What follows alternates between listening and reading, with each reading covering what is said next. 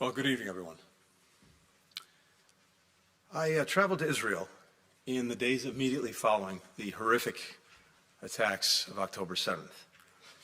And I made clear then the commitment of the United States to Israel's security and to ensuring that October 7th could never happen again.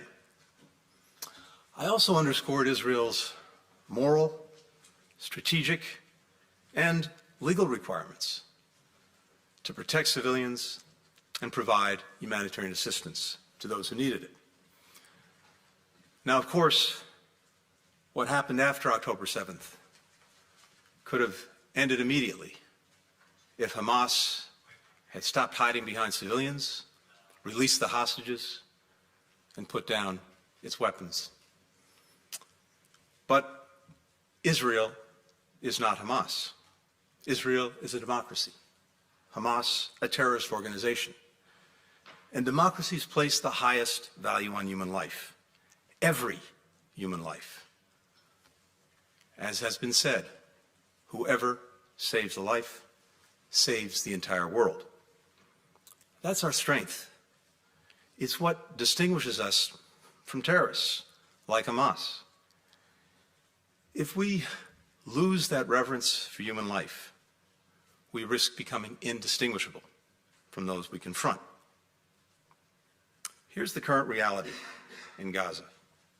Despite important steps that Israel has taken to allow assistance into Gaza, the results on the ground are woefully insufficient and unacceptable.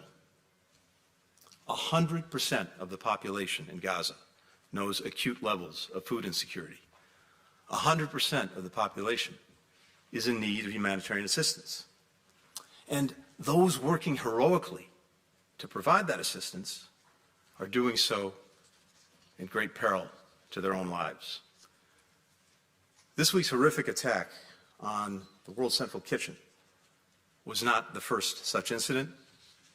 It must be the last. President Biden spoke a short while ago with Prime Minister Netanyahu. The leaders discussed the situation in Gaza. The president emphasized that the strikes on humanitarian workers and the overall humanitarian situation are unacceptable. He made clear the need for Israel to announce a series of specific, concrete, and measurable steps to address civilian harm, humanitarian suffering, and the safety of aid workers. He made clear that U.S. policy with respect to Gaza will be determined by our assessment of Israel's immediate action on these steps. He underscored as well that an immediate ceasefire is essential to stabilize and improve the humanitarian situation and protect innocent civilians, and he urged Prime Minister Netanyahu to empower his negotiators to conclude a deal without delay to bring the hostages home. The two leaders also discussed public Iranian threats against Israel and the Israeli people. President Biden reaffirmed the United States' strong support for Israel in the face of these threats and our commitment to Israel's security. Right now, there is no higher priority in Gaza than protecting civilians, surging humanitarian assistance, and ensuring the security of those who provide it. Israel must meet this moment. Now, here in Brussels, we marked 75 years to the day since the founding of the NATO alliance. We had our first ministerial meeting with Sweden at the table, a full ally. There are now 32 members of the NATO alliance. And that alliance has continued to adapt, to meet challenges, to meet threats as they've emerged. So while we focused on celebrating the fact that we've hit the 75-year mark, we're intensely focused on the future.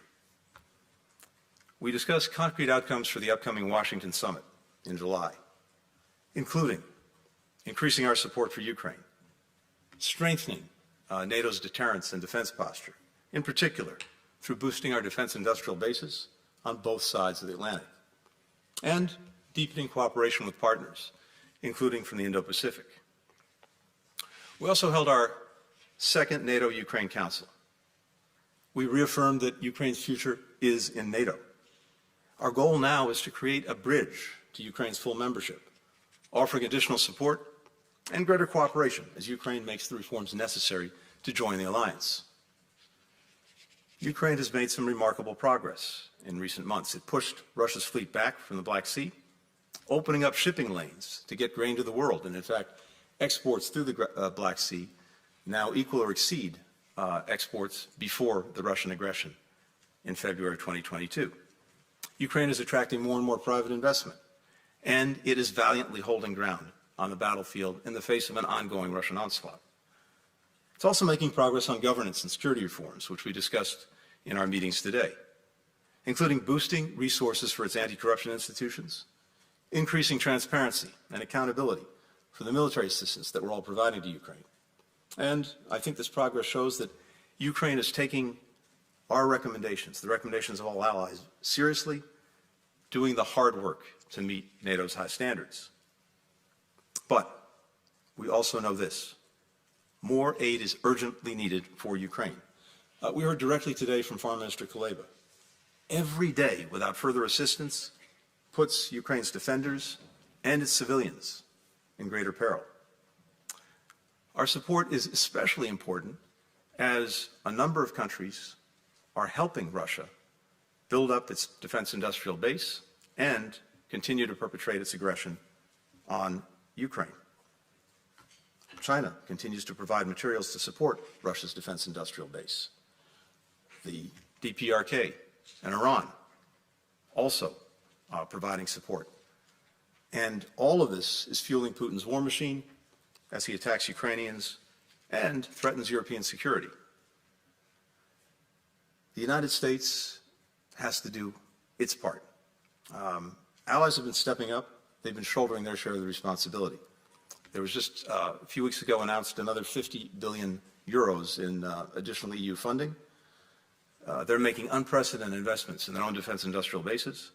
And we have now 2/3 of the allies who are meeting the Wales pledge of dedicating 2% of GDP to defense.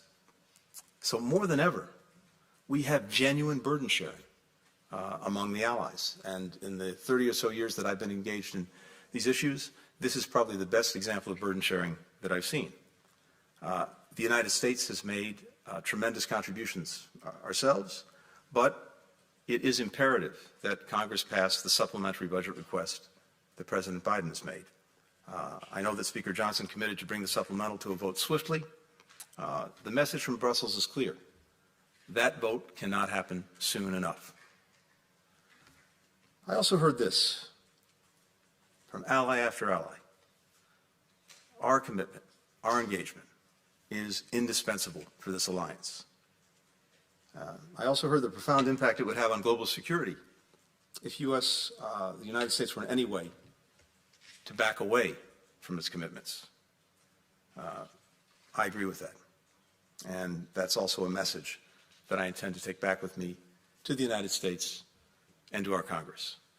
A lot more was discussed at these meetings over the last couple of days. I'm happy to get into any of those issues, but in the interest of time, let me turn to your questions.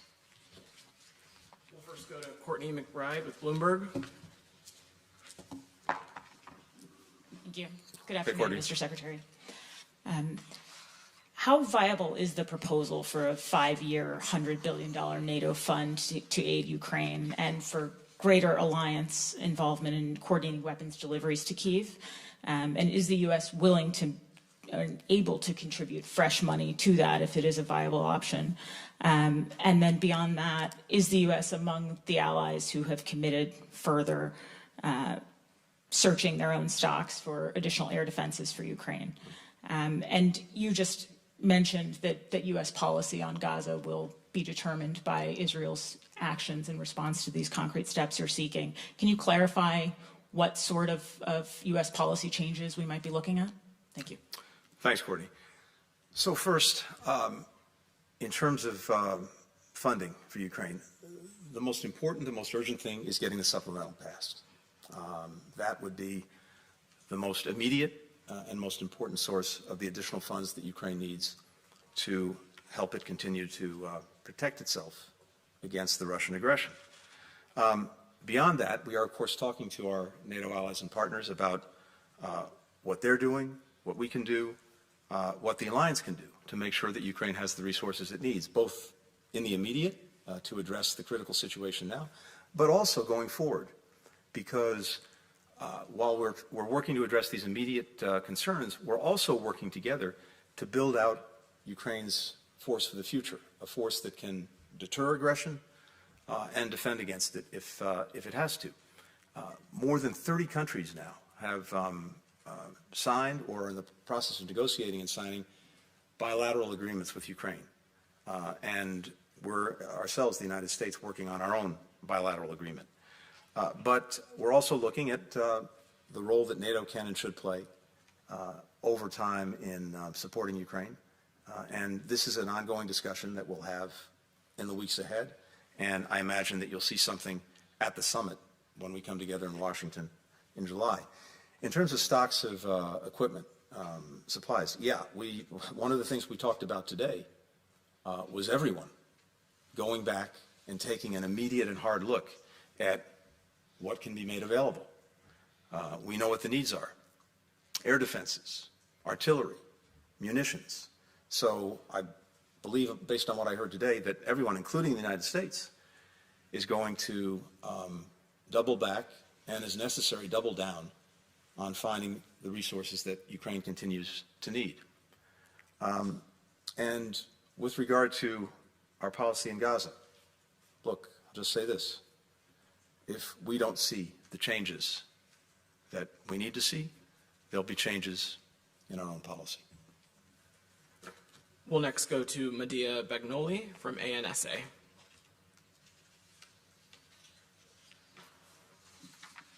Mr. Secretary, thank you. Mattia Bagnoli, ANSA, the National Italian News Agency. A little bit of follow-up on the funding issue. Do you fear that what we see now with the supplement, that it is blocked in the Congress, could also happen to this fund proposed by the Secretary General? So it's something that you could see happening down the line.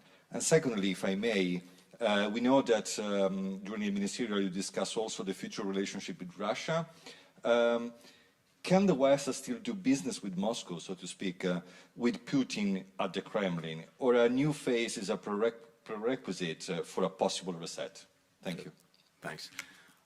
Second part of the question first. Look, with any country, we're focused on policies, not personalities. What we're looking to see is what are Russia's policies, and unfortunately, tragically, horrifically, the policy at present is the ongoing aggression against Ukraine and the tremendous suffering that's bringing to Ukrainians, and the threat that continues to pose not only to Ukraine, but to the very principles at the heart of the international system that countries rely on. So that countries can't simply go in and try to change the territory and borders of another country by force, or determine the future of that country.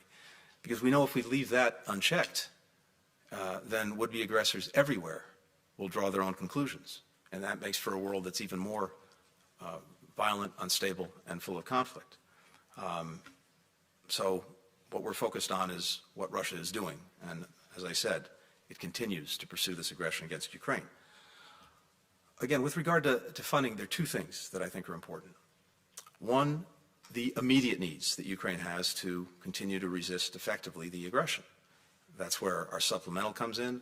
That's where the assistance that the European Union announced is so critical. But we're also looking for ways to make sure that we can help Ukraine in the midterm and the long term develop a strong deterrent force, a strong defensive force, a strong force for the future. One that will require from us, all of us, far fewer resources than we've had to dedicate to Ukraine just in these past couple of years because of the urgency of the situation, but that will help Ukraine develop the military it needs for the future. And as you look at it, we're on a trajectory in the mid to long term where Ukraine will be able to stand very strongly on its own 2 feet militarily, economically, and democratically. The agreements, as I said, that individual countries are reaching with Ukraine on military cooperation and support as well as the work that NATO will do, and more to come on that at the summit, that's going to make sure that the military leg is strong. We are driving private sector investment to Ukraine. There is tremendous both opportunity and potential there, including having a strong defense industrial base in Ukraine that will help Ukraine and also help other countries. And finally, given the process that the EU started on accession, that will continue to drive Ukraine's efforts to deepen its democracy. And so the future and the best possible rebuke to Vladimir Putin is a strong, successful Ukraine. And we're on a path to get there. But we have to make sure that Ukraine gets through the coming months and the coming period of time in the face of this aggression. And that's why the funds, including the supplemental, are so urgent. We'll next go to Shannon Crawford with ABC. A couple questions on Gaza. Well, first of all, you said the president called for an immediate ceasefire in Gaza. Is the administration no longer linking a ceasefire to the release of hostages? And in telling the Israeli prime minister that he needs to empower negotiators to secure a deal, are you saying the administration sees Israel as a problem on that front? And then, you said the administration will rethink its approach to Israel if it doesn't see immediate action to address the humanitarian concerns in Gaza. What is immediate action, really? Is there a timeline here that you're expecting to see? And I also want to say that we did ask the press corps traveling with you, asked a couple times in the aftermath of that airstrike on the convoy that killed 7 aid workers, including an American. We asked you about that, and you expressed grief, but you didn't express outrage. You didn't condemn the strike as your French counterpart did at the time. Can you tell me what changed in the last 48 hours or so? First of all, on that, nothing changed.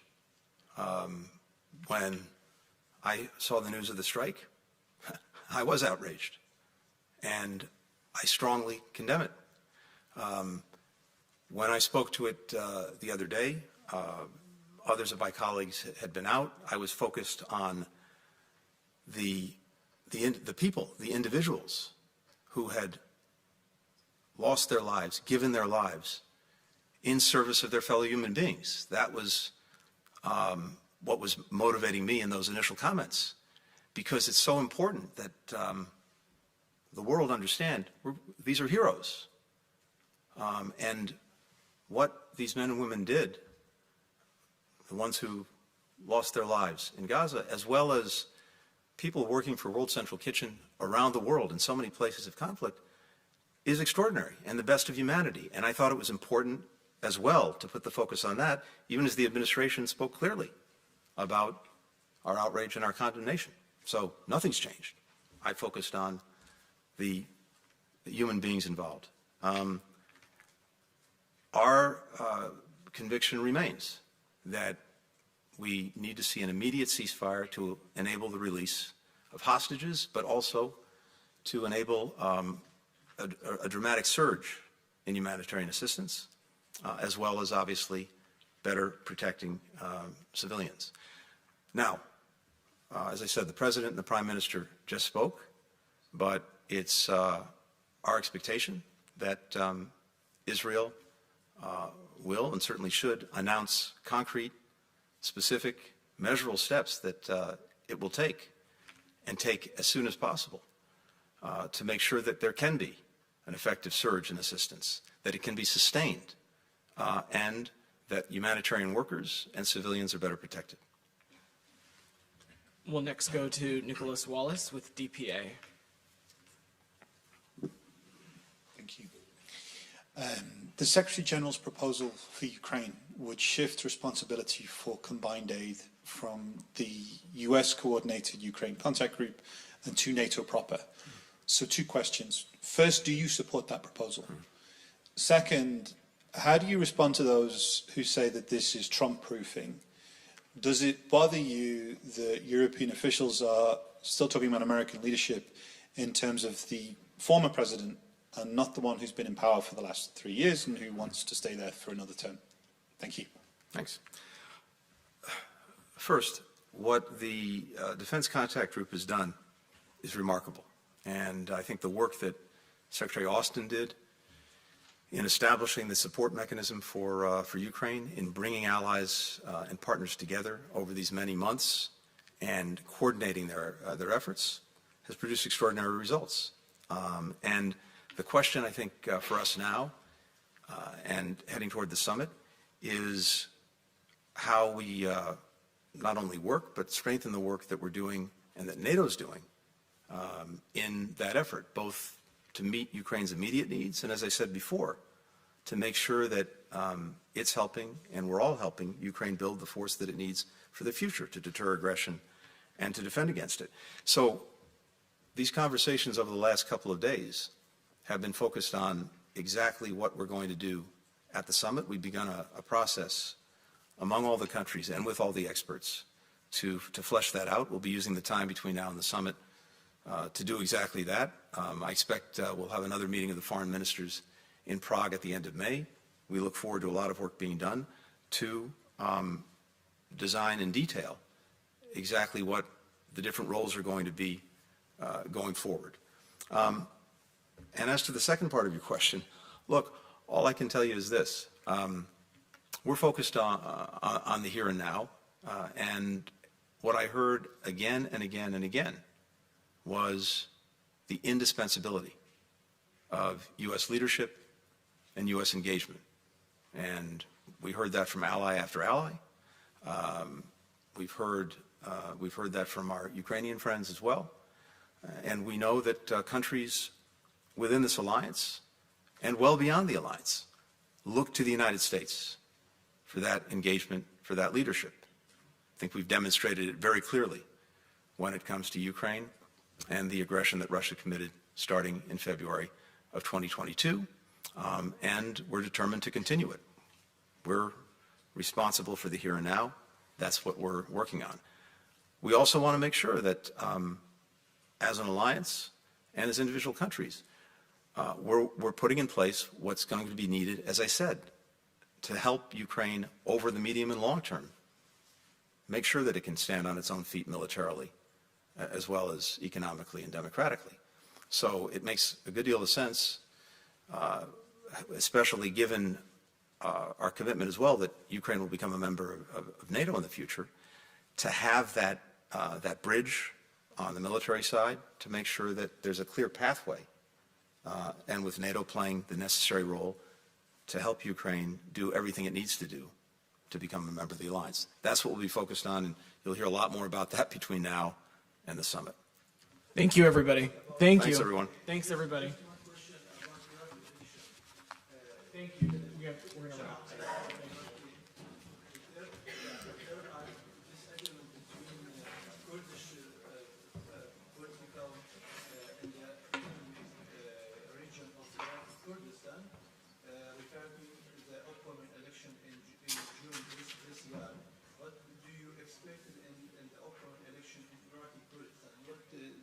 Your message for Iraqi and all political parties in Iraqi regional Kurdistan?